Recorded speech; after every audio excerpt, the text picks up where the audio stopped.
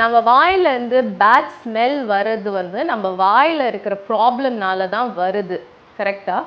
நம்ம வாயிலேருந்து bad breadth வர்றது வந்து நம்ம வாய் சம்மந்தப்பட்டது மட்டும் இல்லை. நம்ம வந்து உடம்புல இருந்து ஏதாவது ப்ராப்ளம்ஸ் இருந்தால், underline problem, be it like gastritis or any infections in your body can result in giving you bad breath.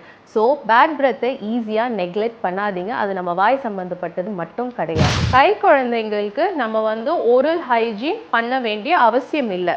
நம்ம நிறைய பேர் வந்து கை குழந்தைங்களுக்கு வந்து பல்லு வளர்க்க தேவையில்லைன்றது நிறைய மிஸ்கன்செப்ஷன்ஸ் இருக்குது. நம்ம குழந்தைங்களுக்கு வந்து 6 மாதத்துலேருந்து பல்லு வளர ஆரம்பிக்கும். அப்போத்துலேருந்தே நம்ம குழந்தைங்களுக்கு இம்மீடியட்டாக நம்ம we have to start cleaning the oral cavity to prevent further decay in their childhood stage.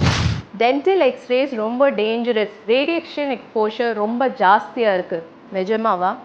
நம்ம நிறைய பேர் எக்ஸ்ரே எடுக்கிறதுக்கு ரொம்ப பயப்படுவோம், especially dental x-rays. But to be very honest, dental x-rays are the most safest and with utmost safety la dhaan naangalum edupom, and it has very minimal radiation. So no need to worry about dental x-ray. Even pregnant women can undergo dental x-rays.